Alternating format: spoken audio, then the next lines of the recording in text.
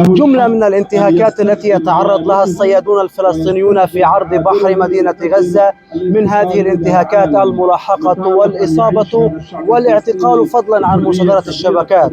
هذه ليست المرة الأولى، ولكن بشكل دائم وبشكل دوري يواصل الاحتلال انتهاكاته والتضييق على هذا القطاع وعلى هذه الشريحة.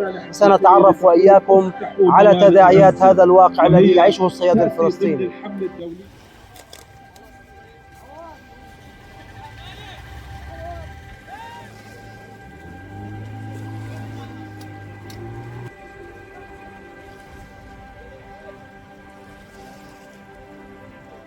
يعني في البداية عملية الاعتداءات على الصيادين هي سلسلة طويلة ومتصاعدة منذ العام 2006، وبكل تأكيد لكل اعتداء ضحايا من الصيادين، إن كان اعتقال أو مصادرة أو قتل أو تخريب شباك.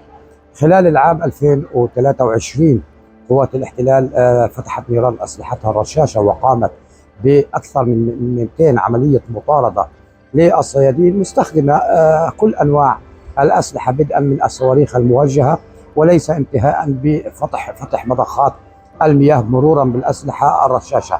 نتج عن تلك الاعتداءات اعتقال 32 صياد، بالإضافة إلى مصادرة 12 مركب وتخريب ما يزيد عن 18 مركب، وسرقة وتخريب الآلاف من شباك الصيادين. الأخطر في الموضوع الإصابات التي تكون بين الصيادين. سجلنا خلال العام الحالي ما يقارب من 19 إصابة، كانت يعني ليست آخرهم يوم أمس كانت إصابة الصياد مازن حرب، لكن قبلها كانت إصابة للصياد نافذ صلاح، كانت إصابة خطيرة كادت أن تودي بحياته. تلقى العلاج في المشافي الإسرائيلية لعدة أيام، ومن ثم تم الإفراج عنه، لكن تم مصادرة المركب الذي كان يعمل عليه. تلك الانتهاكات تصاعدت بشكل كبير بدءا من شهر 8. أصبحنا نسجل أكثر من 2 و3 اعتداءات في اليوم الواحد. بالتالي هي سلسلة طويلة من الاعتداءات يرافقها تقسيم للبحر ومساحات بحرية قليلة يعمل بداخلها الصياد. يكاد يكون ما يمتلكه الصياد للعمل داخل البحر 0 ميل نتيجة لعمليات الملاحقة والمطاردة. أضف عليهم منع إدخال كل معدات الصيد للصيادين، وعلى رأسها المحركات، حتى باتت كل محركات المراكب غير صالحة للعمل، عمرها الافتراضي انتهى، يجب أن تغير من زمن طويل.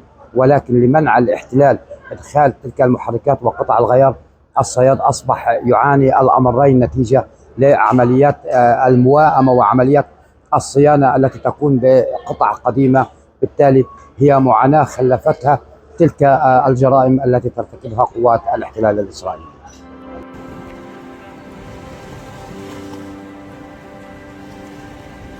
أنا اسمي نافذ رمضان صلاح، صياد من أهلينا، طلعت صياد وهيك. فاللهم صل على سيدنا محمد. وأنا يعني عيلة كاملة بناكل نشتغل في مهنة الصيد، فأنا بسرح مع أهلي وأخذناها مهنة من أجدادنا هيك قصة الصيد. وصار لي في الصيد تقريبا خلصت توجيهي وما فيش شغل في غزة، فنزلت على الصيد مع أهلي وتعلمت منهم والحمد لله. بس أنا بننزل معاد الساعة 12، بصرح أنا في الصنارة في حسكة، وبننزل عند إلنا مناطق في خان يونس، من خان يونس بالرفح، هدول مخصصين إلنا يعني اسمهم على مدير محل زي هيك، فبنشتغل عليهم وأمر طبيعي يعني.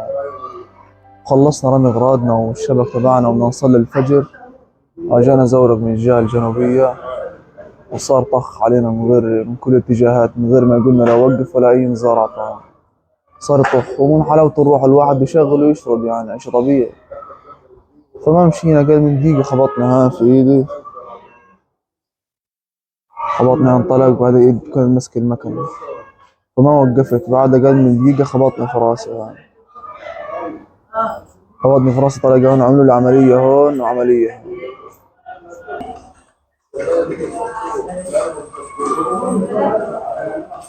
هذا بده يمنعك من الشغل؟